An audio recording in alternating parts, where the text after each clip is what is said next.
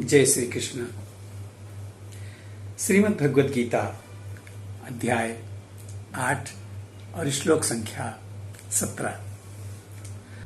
सहस्रयुग पर्यन्तम् अहं यत् ब्रह्मणो विदु रात्रिं युग सहस्रान्ताम् ते अहो रात्रिविदो जना।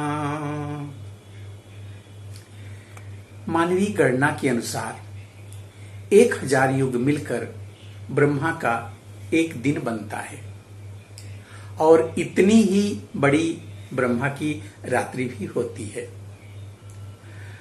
भौतिक ब्रह्मांड की अवधि सीमित है। यह कल्पों के चक्र रूप में प्रकट होती है।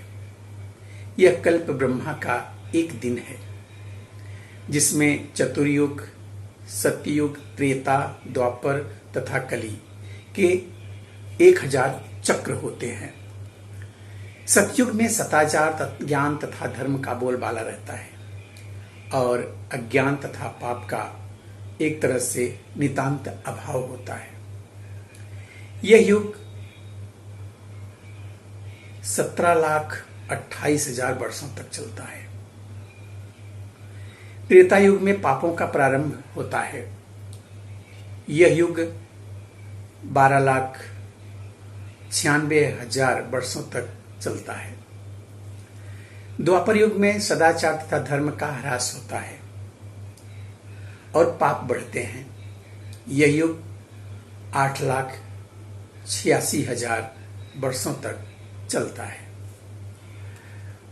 सबसे अंत में कलयुग, जिसे हम विगत 5,000 वर्षों से भोग रहे हैं, वो आता है, जिसमें कलह, अज्ञान, अधर्म तथा पाप का प्राधान्य रहता है और सदाचार का प्रायः लोप हो जाता है।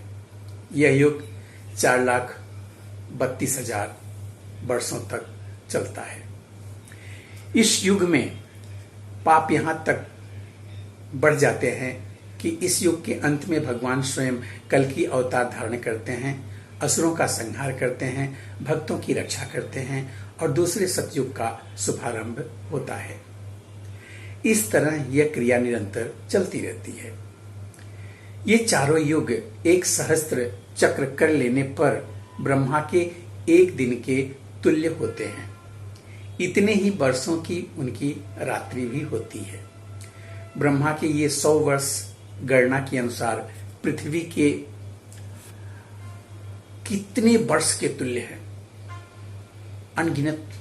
इन गणनाओं से ब्रह्मा की आयु अत्यंत विचित्र तथा न समाप्त होने वाली लगती है, किंतु नियंता की दृष्टि से यह बिजली की चमक जैसी अल्प है।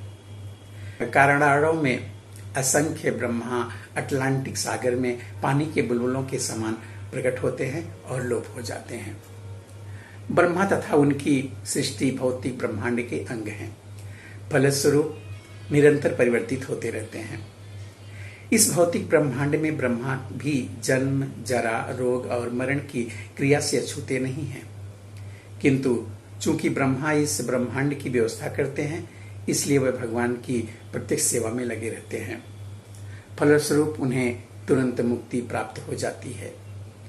यहाँ तक कि सिद्धि सन्यासियों को भी ब्रह्मलोक भेजा जाता है, जो इस ब्रह्मांड का सर्वोच्च लोक है।